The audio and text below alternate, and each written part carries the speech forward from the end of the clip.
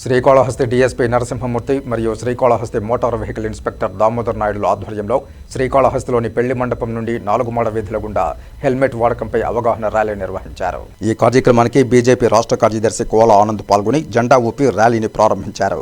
ఈ ర్యాలీలో పోలీసులు మరియు యువత విద్యార్థులు పాల్గొని హెల్మెట్లు ధరించి భారీ ఎత్తున ర్యాలీ నిర్వహించి ప్రజలకు అవగాహన కల్పించారు. అనంతరం పోలీసులకు బీజేపీ రాష్ట్ర కార్యదర్శి కోల ఆనంద్ చేతుల మీదుగా హెల్మెట్లను పంపిణీ చేశారు. డీఎస్పీ నరసింహమూర్తి, బీజేపీ రాష్ట్ర కార్యదర్శి కోల ఆనంద్ మాట్లాడుతూ, నేటి యువత వేగానికి ఇచ్చిన విలువ ప్రాణాలకు హెల్మెట్ ధరించేందుకు ఇవ్వడం లేదని, హెల్మెట్ ధరించకపోవడంతో అనేక మంది ద్విచక్ర వాహనదారులు ప్రమాదాలు జరిగినప్పుడు మృత్యువాత పడుతున్నారని ఆవేదన వ్యక్తం చేశారు. ద్విచక్ర వాహనదారులు హెల్మెట్లను ఉపయోగించి ప్రమాదాలకు గురికాకుండా తగు జాగ్రత్తలు తీసుకోవాలని సూచించారు. రోడ్డు ప్రమాదాలను నివారించేందుకు మోటార్ సైకిల్ వాహనదారులు తప్పనిసరిగా హెల్మెట్ ధరించాలని విజ్ఞప్తి చేశారు.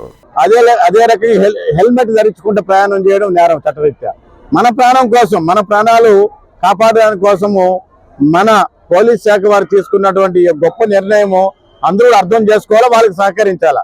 మరి పట్టుకుంటే ఫైన్ వేసినారు, మేము హెల్మెట్ లేకుండా డ్రైవ్ చేస్తాము, సెల్ ఫోన్ మాట్లాడుతూ డ్రైవ్ చేస్తాము, ముగ్గురికి తిరుగుతామంటే చట్టరీత్యా నేరం. అది ఎందుకు నేరం అంటే మన కోసం, మన ప్రాణాలు కాపాడేదాని కోసం. ఇంక వాళ్ళకి ఏముంది చెప్పండి, మన ప్రాణం కాపాడేదాని కోసం ఇన్ని రకాలుగా పోలీసు వారు సేవలు అందిస్తున్నారు. ప్రత్యేకంగా నేను మరొకసారి వాళ్ళకి అభినందన తెలియజేసుకున్నాను. దీని అందరూ కూడా మన పుర ప్రముఖులే కాదు, అందరూ ప్రజలందరూ, ప్రజానీకం అంతా కూడా పూర్తిగా సహకరించాలని చెప్పి, ప్రయాణించేటప్పుడు బైక్ మీద ప్రయాణించేటప్పుడు ఖచ్చితంగా హెల్మెట్ పెట్టుకొని ప్రయాణించాలి.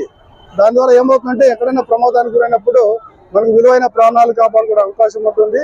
కాబట్టి ఏవైతే మనకు ఎంవి రూల్స్ అయితే ఉన్నాయో ఆ రూల్స్ అన్ని కూడా పాటించాలి. ముగ్గురు ప్రయాణించకూడదు, సెల్ ఫోన్ పెట్టుకొని డ్రైవ్ చేసి సెల్ ఫోన్ లో మాట్లాడుతూ డ్రైవ్ చేయకూడదు, హెల్మెట్ లేకుండా ప్రయాణించకూడదని చెప్పేసి ఈ విషయంలో మాకు అందరూ కూడా సహకరిస్తారని చెప్పేసి, రాబోయే రోజుల్లో మేము ఈ రూల్స్ ఇంప్లిమెంట్ చేయడంలో చాలా స్ట్రిక్ట్ గా వ్యవహరిస్తాము.